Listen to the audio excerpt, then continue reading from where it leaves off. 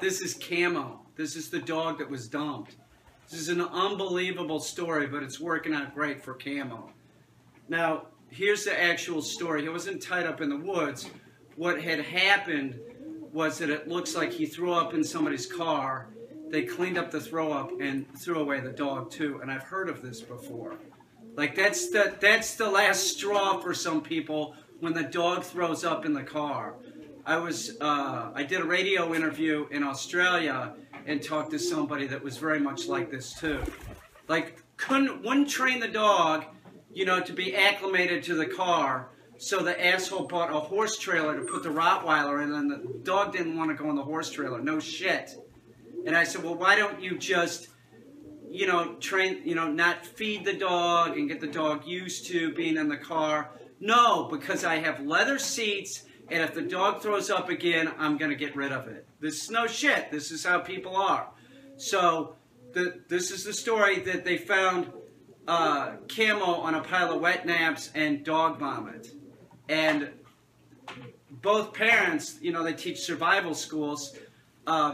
They went up to the road, and the one, at least the one, can do tracking, and said that it was very apparent that a car pulled up. They got out of the car, threw the stuff down on the ground with the dog, got back in the car, and drove off. Piece of shit. Piece of fucking shit.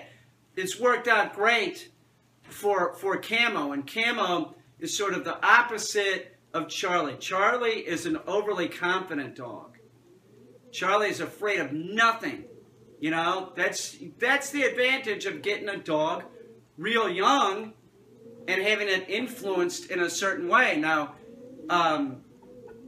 Camo here was sort of influenced improperly by the asshole. So we're gonna try and get confidence into Camo, and Camo's doing great. Camo pooped outside this morning, and I had Camo doing sit and here and coming towards me, and that's where a lot of the bonding comes, is when you're calling the dog to you. And last night when Camo came in, I laid around on the floor with Camo. I want to make sure that Camo knows, and already knows from his two owners, who were awesome. They were making kombucha, you know. Already knows that there's good people in this world that will love him. But I want to make sure that Camo knows this. I've been feeding Camo by hand.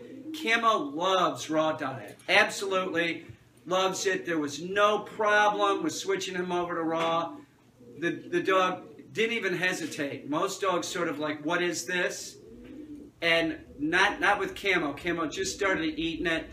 That's going to help with everything too. We have him on a raw diet with a very low fiber profile, almost zero carbs. We're not going to use, I might use some oats here and there, but we're going to use pretty much green beans and spinach for his fiber. He's eating beef. We'll switch him over to chicken soon. His teeth are starting to come in. This is a very sweet dog. When I think about somebody doing this to a dog, you know, I'm not a violent person, but if I saw somebody doing something like this, well, I'd just take the dog, you know. Fuck them. I just take the dog and start worrying about the dog. It's so good to see that there's people out here. I'm sorry. Shit. It's just so nice. It really is. It's so nice to know that there's people out there like his parents that will accept the responsibility, and not only accept the responsibility, do the best thing. They're sinking money into this dog. Because, you know, why not? It's an investment, and everything that the dog is going to learn here on a board and train is going to be so valuable. He's going to be here for a while. There's no real time limit. I'm thinking he is a puppy. We're going to hold him longer than 30 days. It's as long as it takes to get him as good as I can get him to be before he goes back. We're going to be doing housebreaking with him. We're going to teach him. He's also going to be a service dog, and he's also going to be a hunting dog. So we're going to be doing a lot of videos with him. A very sad story with a happy ending. He's fucking so sweet. He's so sweet. How I just don't understand how anybody could do anything like this to any dog, an adult dog, but especially a puppy. He could have never lived out in the woods. You know, there's no way. Dog's harmless, harmless. How anybody could do something like this to like this harmless little puppy is just, it's horrendous. He's great. The best thing about this guy too, he didn't like Trump either. He already told me this. Ah, Trump stinks. He sounds a little bit like Charlie, doesn't he? All puppies sort of sound the same. Trump's an asshole. God, look at Camo. Camo's awesome looking. Look at him. How could you throw a fucking dog away that hates Trump and looks this cute? This is a sweet guy. This is a pointer puppy, by the way. Look at that.